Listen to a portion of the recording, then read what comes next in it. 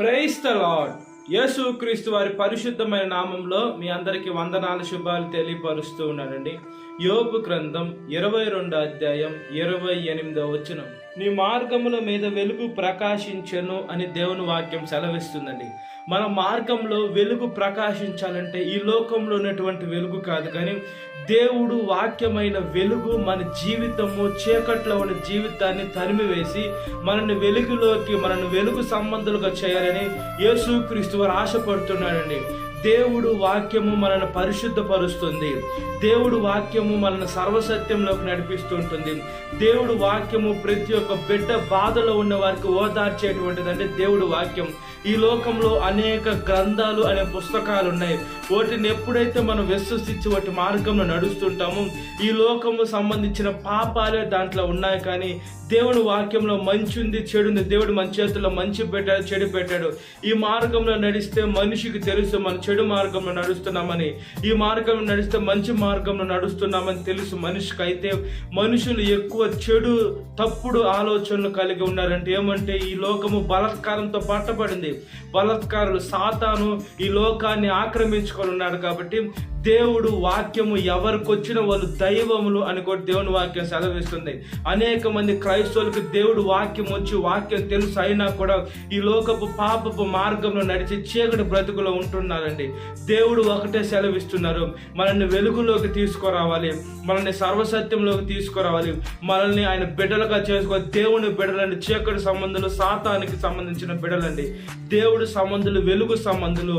మనము వెలుగు సంబంధులుగా మనం ఎప్పుడైతే లోకంలో జీవిస్తుంటామో మనం దేవుని బిడ్డలమండి. చీకటి సంబంధులుగా మనం చేసే పాపం నాకు ఎవరికి తెలియదులే, నేను రహస్యంగా చేస్తున్నాను, ఈ మనిషికి తెలియదు, వాళ్ళకి తెలియదు అని అనుకుంటున్నాను, కానీ దేవుడు సమస్తము చూస్తున్నాడండి. దేవుడి లోకాన్ని వ్యాపించున్నాడు. ఆయన మనం మాట్లాడుకునే మాట కూడా సమస్తం ఆయనకు తెలుసు.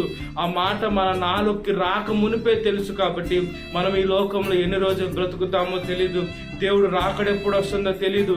మనం ఎప్పుడు వచ్చినా మనం ఎత్తపడే సంఘంగా బల మంచు దాసుడని అక్షయ కిరీటం, జీవ కిరీటం పొందుకోవాలంటే మనం వెలుగుగా ఉండాలి. అంతే, మనము వెలుగుగా ఉండి ఇతరులకి వెలుగునిచ్చే బిడలుగా ఉండాలి.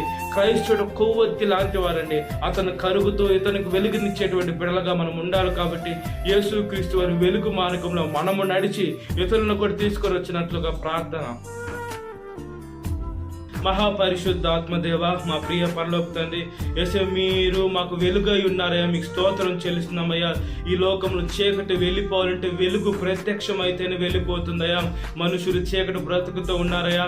మనుషులు ఈ లోకంలో శరీరాశ, నేత్రాశ, జీవపటము, పాపము, వ్యభిచారము, ఈ లోకంలో ఉన్నటువంటి పాపం వైపు ఉన్నారు, కానీ దేవుని వాక్యం వైపు లేరయ్యా. మీ వాక్యము ప్రతి ఒక్క మనిషిని మనస్సాక్షి ఒప్పుకునేలా చేస్తుంది, పాపాలు ఒప్పుకునేలా చేస్తుంది. అదేవిధంగా మనస్సాక్షి ప్రతి ఒక్క బిడ్డని పశ్చాత్తాప పడేలా చేస్తుందయ్యా. ప్రతి ఒక్క నాలుక మేము స్తుతించాలయ్యా. ప్రతి ఒక్క మోకాలు మీ నామంలో వంగాలయ్యా.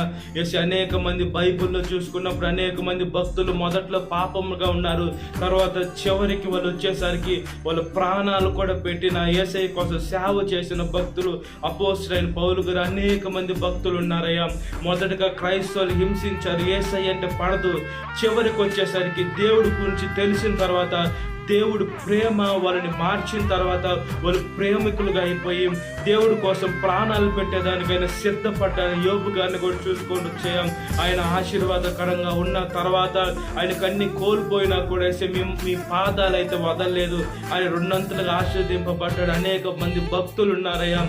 వాళ్ళని ఒక రోల్ మోడల్గా తీసుకొని మేము మీ వాక్యానుసారంగా, మీ చిత్తానుసారంగా, మీ ప్రణాళిక చొప్పున మేము నడిచేదే కాకుండా అనేక మందిని మీ మార్గంలోకి తీసుకొని వచ్చాం. మంచి మనసుని ప్రతి ఒక్క బిడ్డకి, ప్రతి ఒక్క మానవాళికి దయచేయమని, సాతాను శోధన ప్రతి ఒక్క బిడ్డను విడుదల దయచేయండి. ఈ వాక్యం వింటున్న ప్రతి ఒక్క బిడ్డని పేరు పేరు జ్ఞాపకం చేసుకొని దినకాలపు దీని నింపమని నజరేయుడైన యేసుక్రీస్తు వారి పరిశుద్ధమైన నామములో మిక్కిలి వినయం జరుగుచున్నాను నా పరలోక తండ్రి. Amen. Praise the lord. God bless you. Have a great